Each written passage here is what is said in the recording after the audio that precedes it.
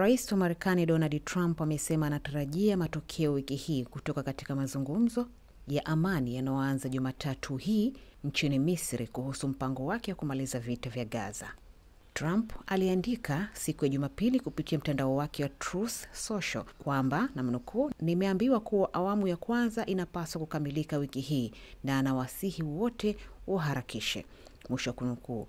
Ujumbe huo ulitolewa dakika chache kabla ya muda wa mwisho uliotangaza Ijumaa kwa kundi la Hamas kukubali mpango wake wa amani. Hamas ilikubali baadhi ya vipengele vya mpango huo siku ya Ijumaa, lakini ikaomba mazungumzo zaidi. Haijafahamika wazi iwapo Trump bado anazingatia muda wao wa mwisho, kwani hakulizungumzia katika ujumbe wake wala kwa waandishi wa habari siku ya Jumapili jioni. Wawakilishi wa Israel na Hamas wanatarajiwa kutoka nchini Misri leo kujadili mpango huo wa amani uliopongezwa na Rais Donald Trump. Wakati matumaini ya kusitishwa mapigano Gaza yakiongezeka baada ya Waziri Mkuu wa Israel Benjamin Netanyahu kusema huenda kutakuwa na tangazo la kuachiliwa kwa mateka. Kesho Jumanne itakuwa inatimia miaka 2 tangu shambulio la Hamas lililoanzisha vita.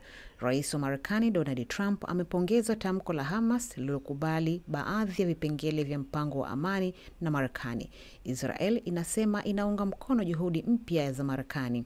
Kwa mujibu wa mpango huo, Hamas itawaachilia mateka 48 waliobaki, ikiwa takribani 20 wanaaminika kuwa hai ndani ya siku 3. Pia itakubali kuachia madaraka na kusalimisha silaha. Kwa mujibu wa ofisi ya Netanyahu, ujumbe wa Israel unaongozwa na mpatanishi mkuu Ron Dermer leo hii unatarajiwa kuwasili Sharm el-Sheikh kwa mazungumzo hayo.